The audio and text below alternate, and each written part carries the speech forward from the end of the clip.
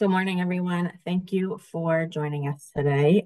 This is the MVP Action Grant pre-request for responses webinar for the FY25 round that is coming up.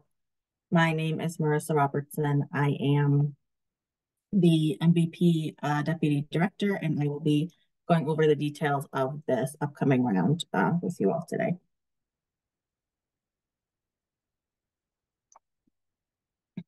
So a quick agenda. We're going to give you a quick overview of the program.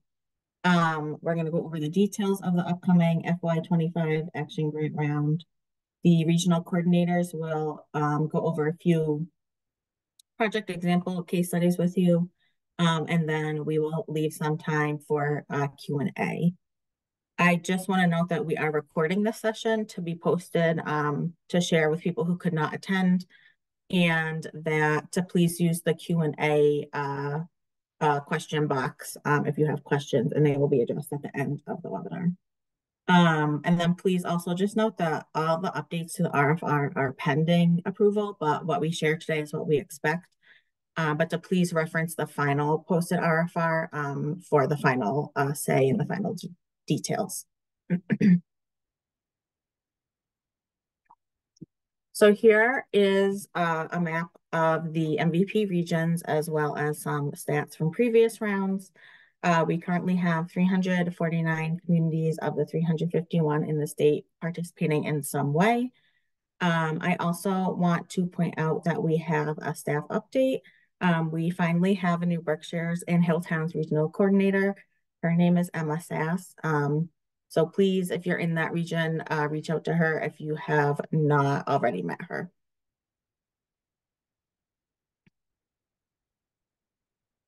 So the MVP program was created in 2017 to improve community resilience to climate change. MVP defines climate resilience as the ability of a community to address the needs of its built, social, and natural environment to anticipate, cope with, and rebound stronger from events and trends related to climate change hazards. Resilient communities don't just recover, they continuously build capacity to reduce the impacts of future climate events.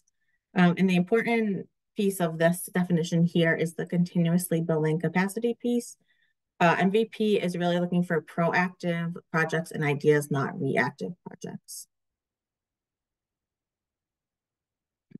The MVP program has 10 core principles. These principles are stated and linked throughout the RFR application. We strongly encourage you to refer to these often as you're writing your application. And if you are unsure about a project idea or want to make sure it's in alignment with the MVP program, it's always a good idea to go back and reference these 10 principles and ensure that you're meeting most, if not all of them.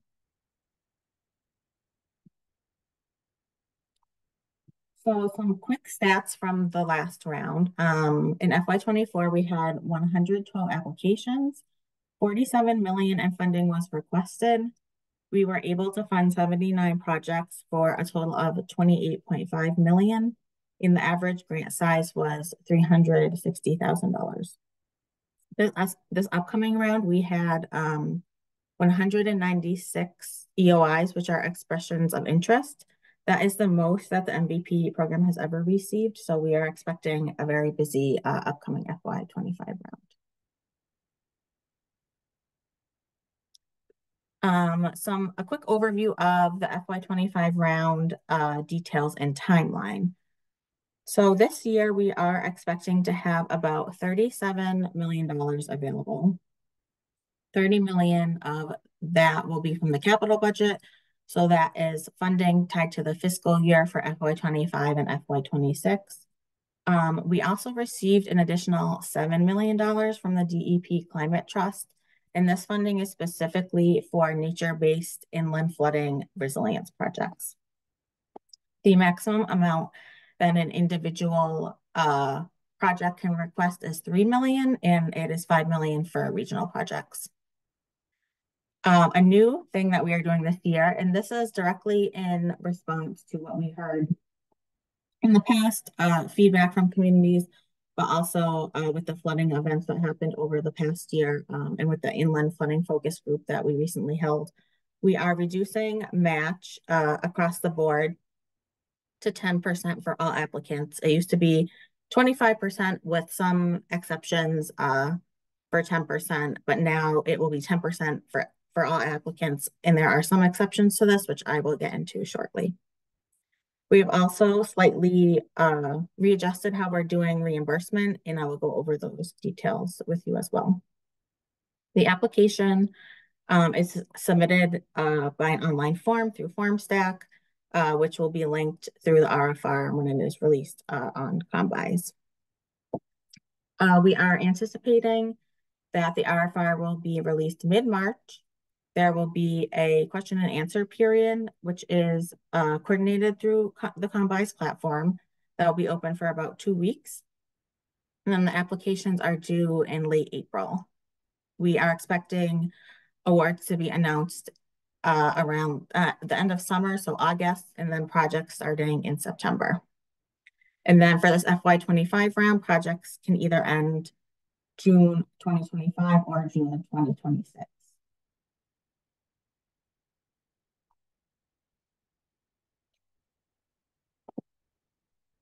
So I just want to go over some details now about exactly what's new in this upcoming round. There's a lot that has changed. So please, these slides will be posted on the website. So please reference them as needed as you're going through the application. So the first one as mentioned is that we have updated our match requirements. So match for all eligible applicants has been reduced to 10%. Also new is that MVP eligible tribes are no longer required to provide match at all. And then something that is unique to this upcoming RFR, which relates to the $7 million that we received from the DEP Climate Trust for inland flooding, is that we have a new attachment M, which deals with documenting inland flooding impacts. And there is a list of towns in this attachment who will not be expected to provide match if they are applying for an inland flooding focused nature-based resilience project, as long as they adequately fill out this attachment. In addition to this, other municipalities may request a waiver for reduced match as outlined in attachment M, if they can demonstrate that they had flooding impacts and that there was financial need. In addition to this, communities may also request to receive a portion of their grant funding upfront based on financial need, as long as they are meeting the other requirements in attachment M for inland flooding focused nature-based resilience projects. And this attachment is a direct response to what we heard in the inland flooding focus group that we held about a month ago. We have updated our reimbursement requirements. Grantees are now allowed to submit reimbursement for both completed tasks and subtasks. In the past, it was primarily just for completed tasks, but allowing for reimbursement for subtasks as well is a way that we are hoping that we can get funding back into the communities quicker. Project length. So this round MVP is aiming to fund as many 2-year projects as possible. In the past, we have had to limit the amount of 2-year projects we can fund. And this year, we are really trying to bolster up as many of those 2-year projects as we can. We have clarified language around tribal land acquisition projects as well in the RFR, in case that does apply to you. And then we have a large handful of attachment updates. So in the past, the MVP yearly progress report template was required for submission. This is no longer required as part of your action grant application. Attachment C, which is the permitting attachment, used to be required for both type 2 and type 3 projects. This attachment C is now only required for type 3 projects, which are construction and on-the-ground implementation projects. We have added a new attachment, which is attachment E.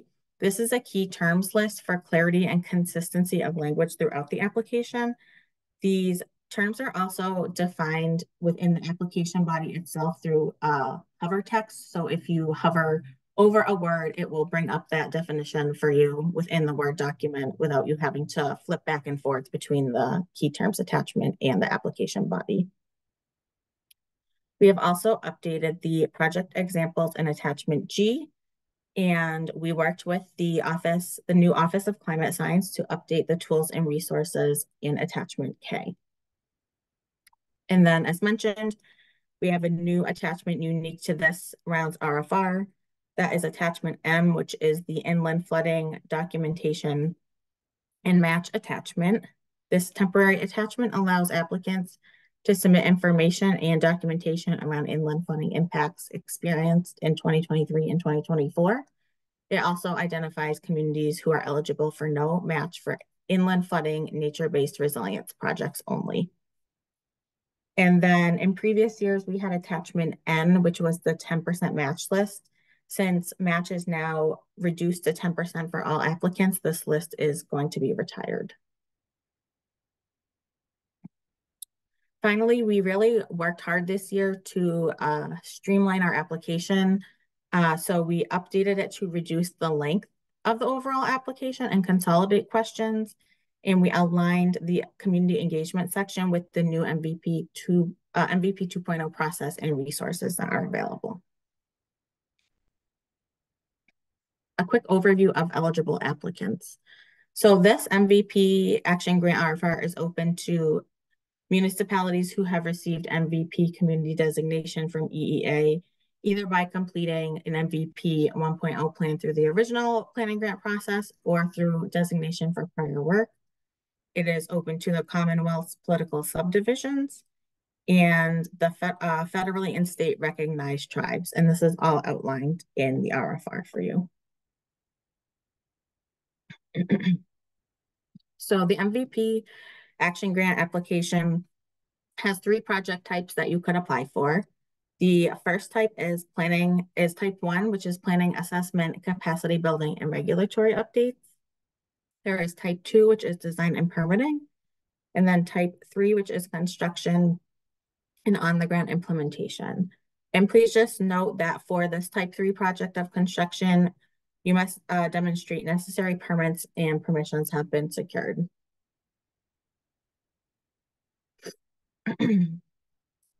Here's just a brief overview of the components of the application.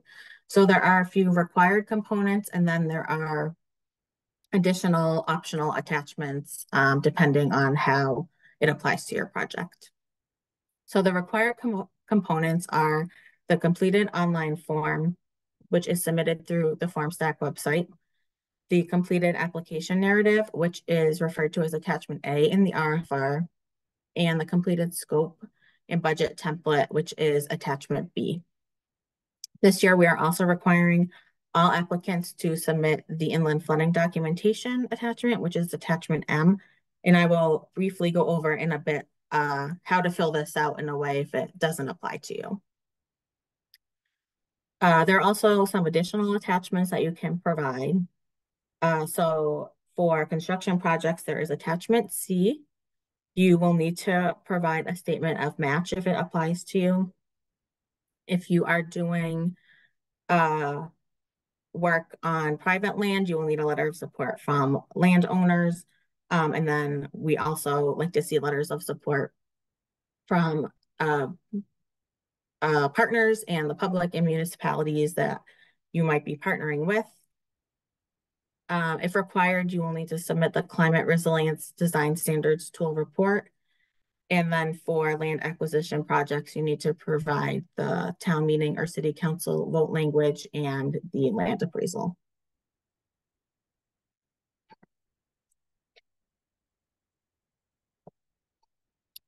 So this is just a quick overview of what the form stack looks like. I just want to show that there is space in the form stack for you to upload all of these various attachments. And the ones that are required are indicated through the red asterisk. Please note that when you are filling out the actual form stack form, that you can save and resume later, but it will not save any of these attachments that you have manually uploaded.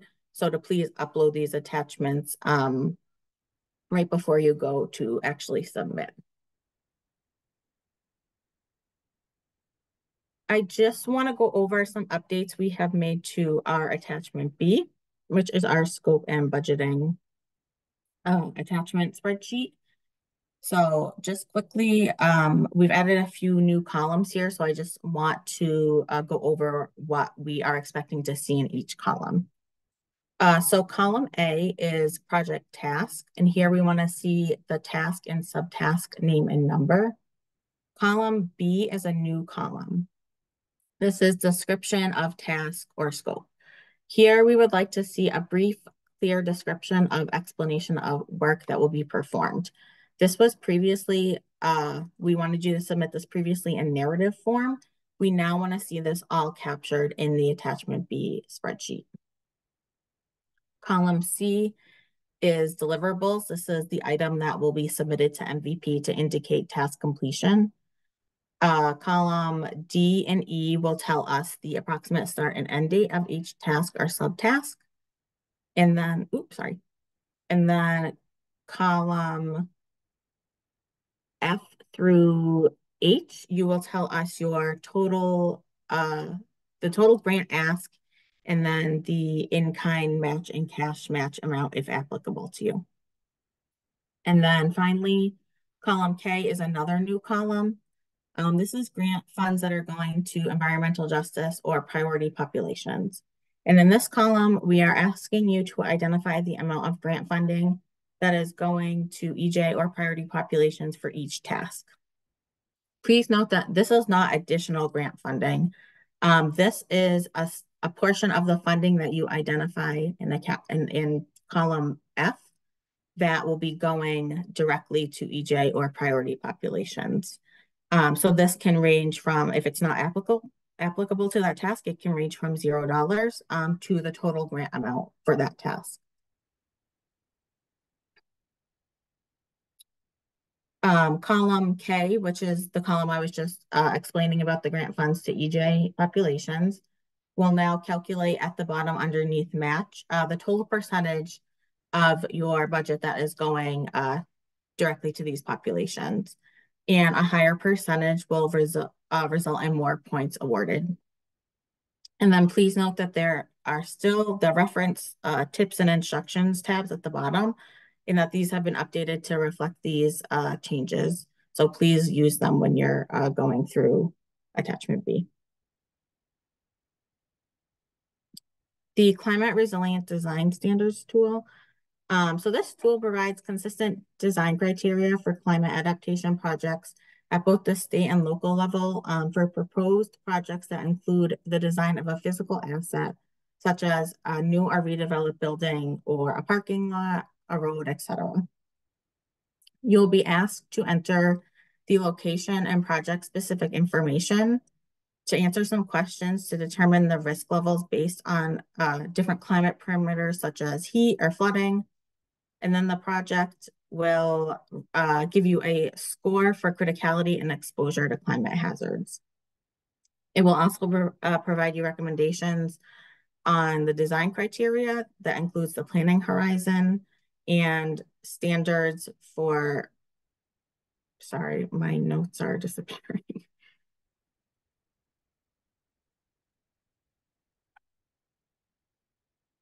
And standards for the design. Sorry about that. And with the MVP application, you will submit this and submit this with your application and be asked to explain how these standards are incorporated into your project. So attachment M is the new attachment that I mentioned that is for inland flooding documentation and match. So as previously mentioned, we received $7 million from the DEP Climate Trust to award to communities impacted by 2023-2024 flooding events who are applying for inland flooding focused nature-based resilience projects. Communities listed in this attachment M are eligible for no match if applying for an inland flooding focused nature-based resilient project. All applicants are going to be required to submit attachment M whether it applies to your project or not. So the first question on this attachment will ask you whether it applies and kind of instruct you the next way forward, whether you need to answer more questions or if you don't need to proceed with the attachment. These questions address dates and descriptions of impacts, how the project mitigates and or adapts to future flooding events, remaining anticipated steps and funding, and community financial need. I also want to note that communities who are not listed in attachment M may request consideration for no match if you are meeting all the other criteria. We tried really hard to identify the communities that were impacted by flooding and that have high financial need, but we also recognize that we may not have captured everyone in that list. So there is a question that asks you to document this if you would like to be considered for that. And then in addition, communities may request to be considered for upfront funding if it is financially needed, and you will be notified of that, of whether that request was approved when we notify you of your award. Now I just want to cover, we've slightly changed our evaluation criteria. I just want to cover the different sections of the application. The first section is titled Project Goals and Impacts. This is where you will describe your project goals and objectives, tell us why the project was chosen, how it increases climate resilience and provides broad community benefits. You will describe the project's relationship to priorities in the mass climate change assessment, provide demographic information on the EJ and priority populations this project might be helping. And then just note that this section was previously called Project Description, Rationale, and Climate Data. Climate Science in Data is now its own section. And we are asking you to incorporate up-to-date climate science and data on future conditions for this section. If the project includes the use of the Climate Resilience Design Standards tool, this is where you will explain how you are incorporating those results into your project. And this section also now provides a more clear description of the hierarchy of climate data available to you and in what scenarios you might reference different types of data tools.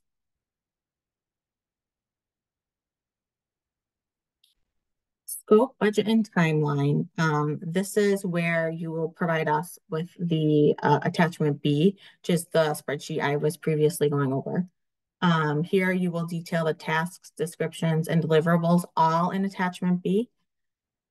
You will provide us with the project budget, and please, if you're requesting 2 years of funding, delineate by fiscal year with clear phases for each fiscal year.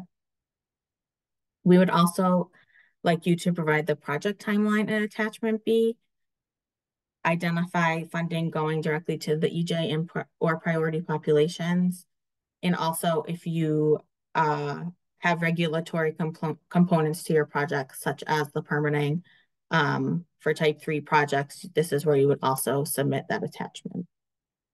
Please note that in the past, for this section, a lot of this information was requested in narrative form. We have received like graphic timelines and Gantt charts about what the project timeline is. For this year, we're really asking that all of this information is captured in attachment B only. We do not expect you to do additional work beyond what is asked there. The nature-based solutions section, you will provide us information on how ecological systems are incorporated into the overall vision of your project. You will identify and describe environmental co-benefits of your project. And please note that hard infrastructure can still get partial points here. Environmental justice and priority populations is now its own section. Here you are going to demonstrate support from the residents of your community or community groups who represent these populations through letters of support. We will ask you to document engagement processes demonstrating community need for this project. And then, as mentioned, a portion, we want to see a portion of the budget going to EJ and priority populations, and that is clearly noted in your attachment B.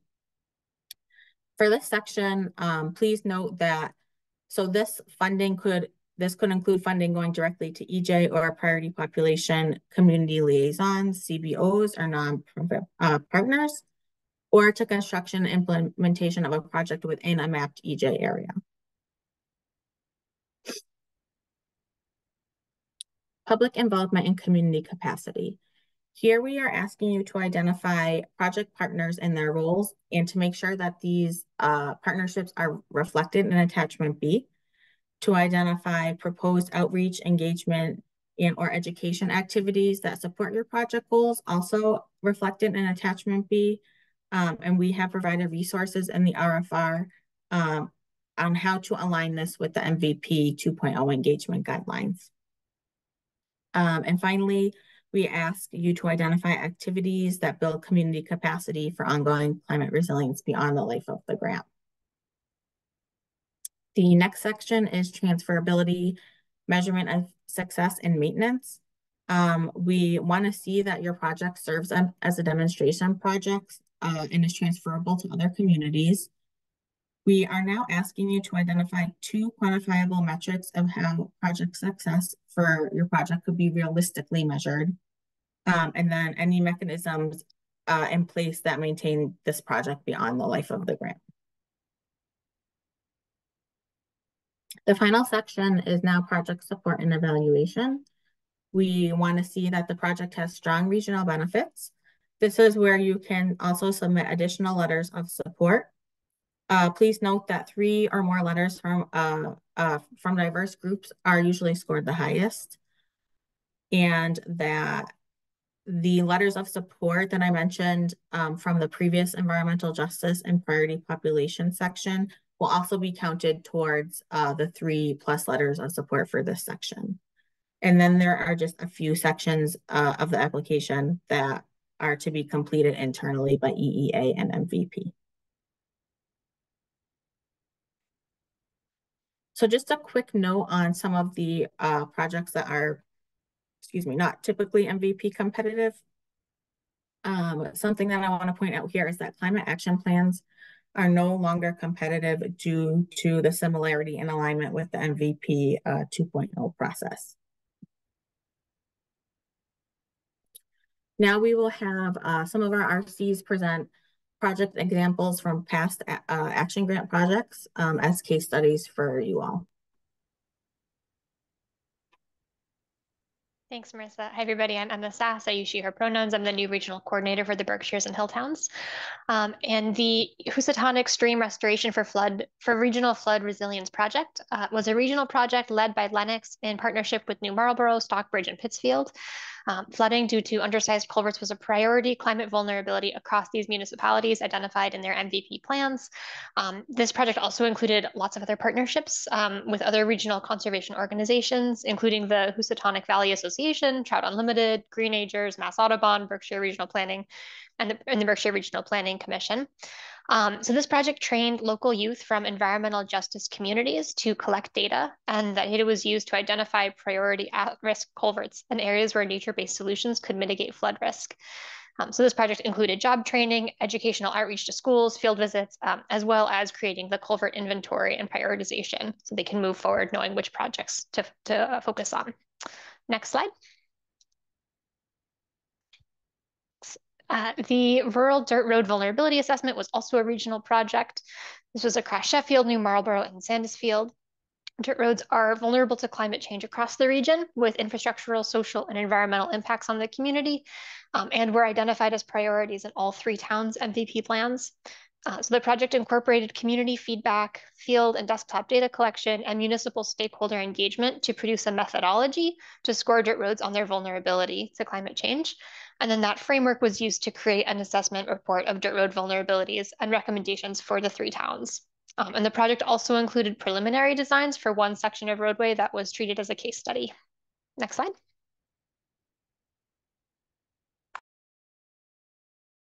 Hello, so Andrew Smith, use he, him pronouns. I was Greater Connecticut River Valley Regional Coordinator. I was looking at the Q&A section, so sorry for being a little bit slow in the uptake there. So I'm going to talk about 2 projects. They're both urban projects, and one is takes place in Athol. and it's the Greening the Lord Pond Plaza project. And we've funded phase type 1 project and type 2 projects for that. So 1 is feasibility, 2 is design and permitting. And this is a portion of atoll that was identified in their 1.0 CRB workshop. And what they noticed is that there is a large 5-acre asphalt area right in the middle of their heat island in town. And so they started to dream big, and they started to conceive of like what could this be in a way that addresses this vulnerability. And someone came up with the idea of daylighting this old stream that goes through there. So it used to be a pond as well, but now there's a stream. And the community has gotten on board. They're behind it. All the permits have been issued. All the agreements are in place. The design is finalized, and it kind of started as this lofty expectation that could conceivably become a reality in the near future. So we're looking at nature-based solutions. They had some outreach engagement. There's some youth art, but really just shows the potential of having multiple co-benefits to address a problem that everybody shares. Next slide, please.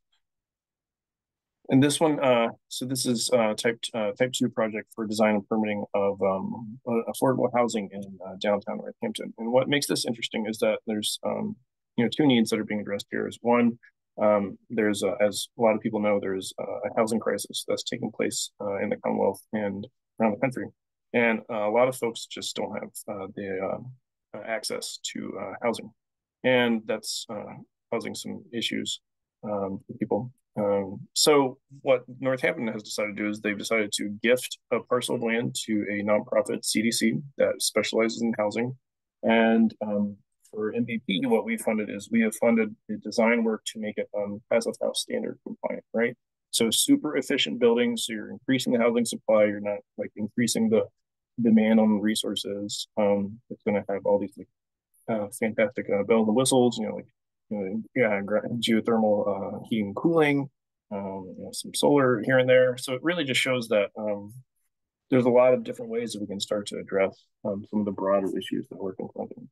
And this one focuses on priority populations. There's some outreach engagement with multiple user groups who are going to be the end users of this. And engagement looked on like it's really specific stuff like trauma-informed design, ways to design a building so that people feel comfortable. So it shows that these big questions we can address them in a proactive and thoughtful way. Next slide.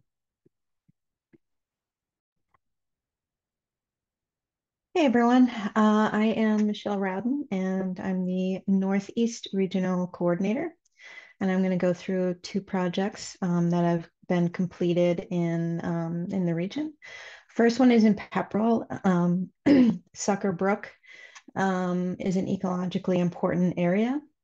It includes endangered freshwater mussels, rare turtles.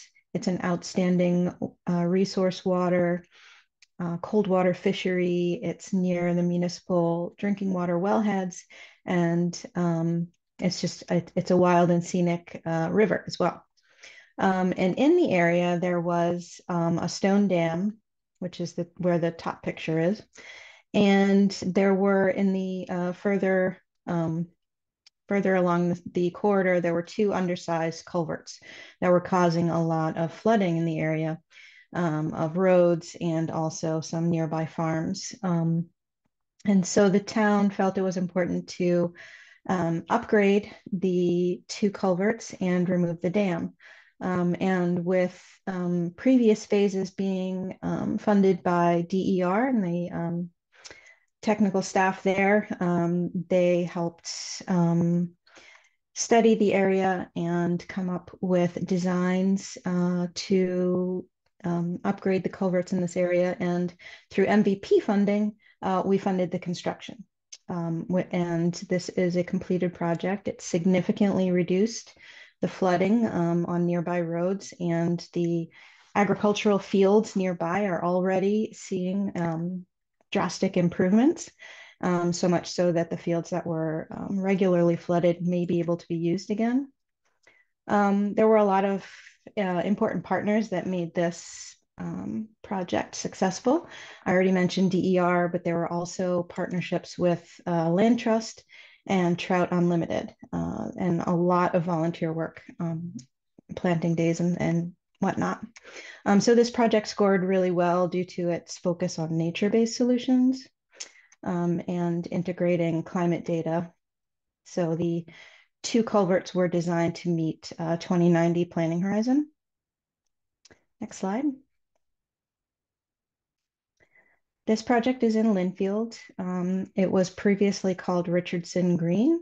It is now called the Linfield Woodlot. It's an open space that the town purchased with MVP funds. It's about 20 acres. It is located adjacent to an additional 700-acre forested area, protected area within the Ipswich River watershed. And it is important to the water district well fields. It is critically important to open space and water supply, carbon sequestration, and also mitigating inland flood risk. This project also leveraged several key partnerships that included Essex County Greenbelt, the Ipswich River Watershed Association, and a few others. The town received technical assistance with real estate and financial assistance with the acquisition, and also the education of local leaders on the process and stakeholders on the process, and different options that were available when acquiring land for conservation. The project launched a pretty extensive public outreach campaign that included creating a nice little video that goes through the property and explains the importance of the area. There were guided site walks, printed materials, and translation provided for folks in the area. Thanks.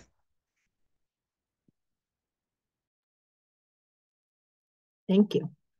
I just want to note for all of you that the MVP or the EEA grants viewer, which is linked on the MVP homepage and includes MVP grants, was very recently updated. So if you are looking for project examples and inspiration, to go to this grant viewer and you can explore it and see what kinds of projects were awarded in the past. I also just want to share that we are now offering office hours with the Office of Climate Science. These office hours are for applicants who are requiring additional climate data assistance.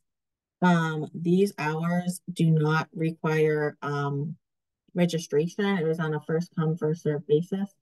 And I just want to note that there are 2 more sessions coming up before the application opens. The first one is today from 1 to 2, and then there is one on Monday, the 11th, 10 to 11. And to please use the associated Zoom link with each of the dates to access the office hours. Finally, some MVP 2.0 pilot updates. So the FY24 pilot round is currently ongoing with 32 participating communities and 1 tribe. The upcoming next step for these participants is for them to go through our climate resilience and equity trainings. And these communities are really providing us a lot of valuable feedback and lessons learned about the MVP 2.0 process and how we can improve it for future rounds. So in regards to the next round, which is the FY25 round, the FY25 MVP 2.0 RFR is scheduled to be released late in 2024. Therefore, all MVP 1.0 designated communities are eligible for FY25 action grants. We are also likely going to reduce the number of required communities to go through the FY25 round to those who had plans approved before or by May 2018. But we will be providing more information and more details about this as the RFR release gets closer later this year. So we have some time now to go over the questions that you have been putting in the chat. And I just want to thank you all for joining us today and listening to me talk about all of our upcoming changes. I know a lot of things are going to be different this year, so we're happy to answer any questions that you might have. All right, thanks, Marissa. We do have a lot of questions in the Q&A that we will now address. Some of them, as Kara flagged in the chat, some of them that just had some quick, easy responses we already answered, and you can see those in the answered column in the Q&A box. But we'll talk through some of the others now. So there's one question about project type. Can action grant applications be submitted to cover engineering costs for a culvert replacement? Yes, design and permitting for culverts are an eligible project type as long as the culvert is being upsized to account for climate change projections. So we encourage you to reach out to your regional coordinator for more specific feedback on how to compile a competitive culvert-related application. One caveat is that engineering expenses have to occur within the scope of the action grant. So you cannot be reimbursed for work that occurred prior to contracting with the MVP program for your grant. A couple of questions about match. Does match need to be only in cash, or can staff time also be considered? Absolutely. We encourage in-kind match to be included as a part of that percentage. And can community preservation funds be used as match? Yes, that is a common source when available. You cannot use other state funds as match, but Community Preservation Act funds are locally based, so that works for us. And then there are a lot of questions about the new inland flooding attachment M. Folks are wondering if the attachments are available yet. They're not available yet. They will be in the RFR, which we expect to be posted next week. So keep an eye out for that. Then some questions about whether or not it is required for all applicants. You do have to all applicants need to fill out the first question in attachment M, which basically asks you to confirm if your project falls into this category or not. So it ensures that all applicants will have, at least looked and reviewed the attachment to check their eligibility. And then another question about why is this limited to inland flooding and not coastal flooding? So there are extreme rainfall events in 2023 that underscored the need to really ramp up activities that address the impacts of changing rainfall patterns. So the MVP program received an additional $7 million from the DEP Climate Trust, so a specific funding source that for the very purpose of funding nature-based solutions to inland flooding for impacted communities. And I think I just want to add a note there. Inland flooding is defined in the RFR. So if you are a coastal community who is unsure whether this might apply to you or not, please look at that attachment M and see how we are defining inland flooding to make sure to see if your project is aligning with those requirements. Thanks, Marissa. There are more questions coming into the chat. Just to answer quickly, yes, the slides and recording will be available after this. Then we had a series of questions around funding allocated for environmental justice organizations or community liaisons. So we encourage you to look at the RFR for clarification on that.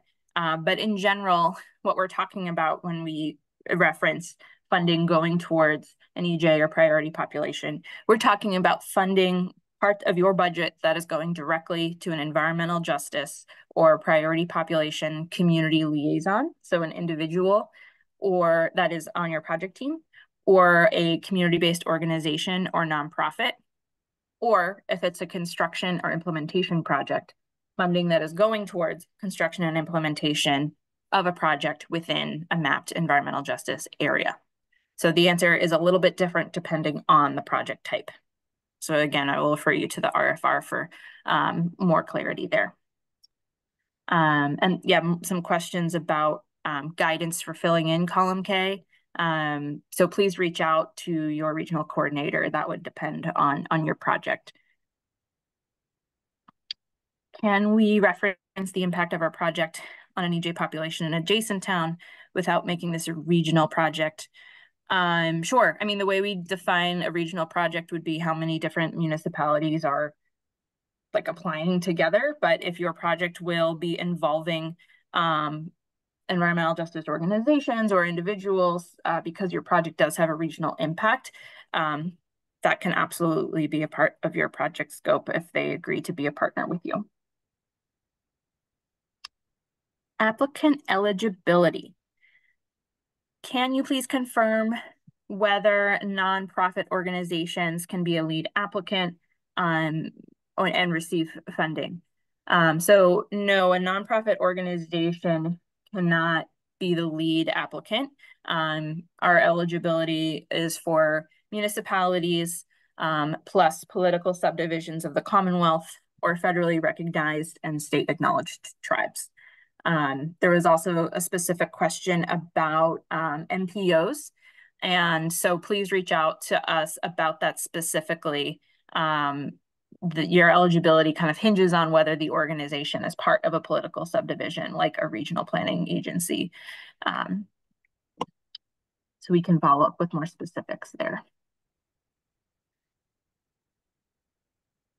For other application requirements, we had some questions about when an applicant is required to use the climate resilient design standards guidelines tool. Is it just for type 2 or type 3 projects, or should it also be used in type 1 projects? The tool is required for projects that include physical assets. So if there's a townwide assessment that is not focused on specific assets, then you would not be required to complete it. The tool is based largely on GIS data. So, if your project is an assessment around something really specific that you can enter in a polygon in the tool, then you may want to run it through the tool. Does another RC want to elaborate on that? I feel like I may have not captured that answer correctly. Yeah, no, you did great. Okay. I think one thing to add is if you have multiple assets across the community, so if you're doing culverts or other buildings or natural resource areas, or that you are going to be designing and upgrading, and they are not near each other, then I would recommend running those different assets separately. So the tool has a limit of a polygon of 3 square miles. So you really want the site location to be much smaller than that because the data is GIS based. So if you include the entire town, your answers will be skewed because it will include too large of an area. Okay, great. Thank you, Michelle. And then someone asked if that tool is required for a culvert replacement. So again, if it's looking at a physical asset, then the tool should be run and the project report should be attached to the application. We had some questions about MVP 2.0. I think one of those questions was answered in the chat about the next round. And yes, the next round has been delayed until later this year because of the need to continue with our pilot program right now and keep learning to refine the process. There was also a question around combining outreach and an action grant with MVP 2.0 planning. For communities that are currently participating in our MVP 2.0 pilot program, we hope that your community can build off of those efforts for future action grants. Whether that's, using your new relationships with different community organizations to help you with engagement and outreach on future action grant projects. We're really hoping you're building those foundational relationships to keep engaging with your community throughout all of the planning and implementation that you'll be doing.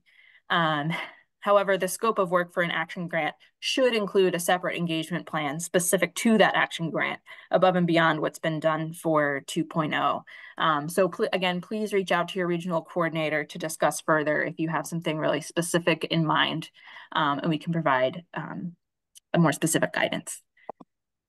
Yeah, and just to add on to that, if you do have engagement activities that you are talking about, throughout your application, we really want to see these in your attachment B to show that like there's actually funding going towards those activities. Okay, now there are some questions that have appeared in Q&A box while I was answering those questions.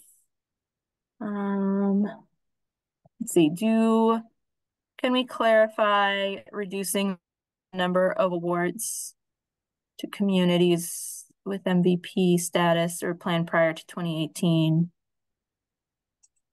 Yeah, we can clarify that.